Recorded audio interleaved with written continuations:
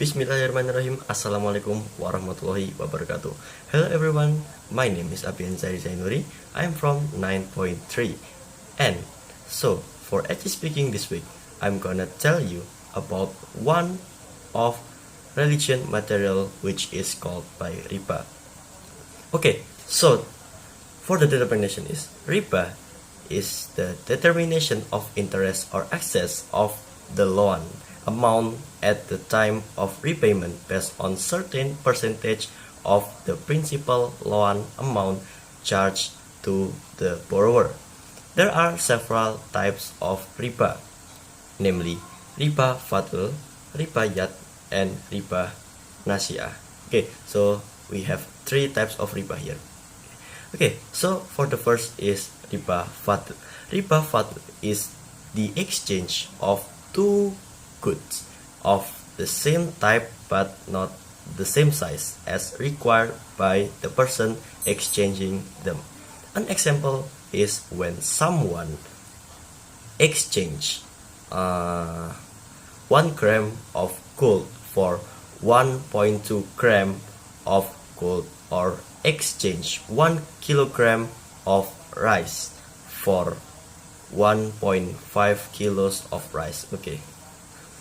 And the second is riba yad.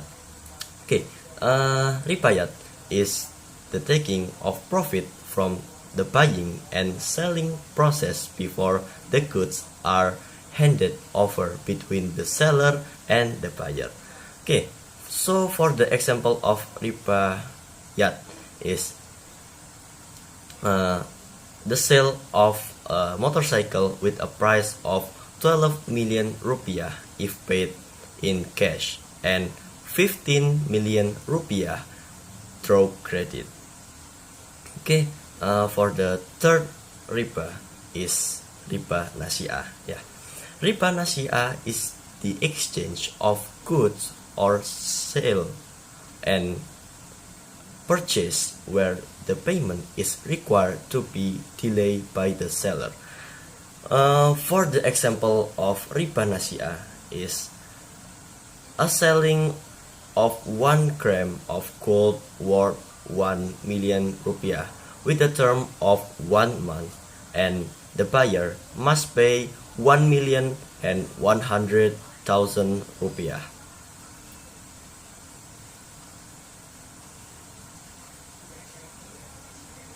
Okay, there are bad impacts of from riba. Because of that, we should avoid riba. So here are the ways to avoid riba, namely avoid debt. If you have avoid debt, live simply, and the third is work hard. But if you should borrow or need money, you should have effort to not borrow it from the loan in order you can avoid riba. Okay, I think that's enough for edgy speaking this week. Thank you for your attention. See you next time. I'm Aben Zainuri from 9.3. Wassalamualaikum warahmatullahi wabarakatuh.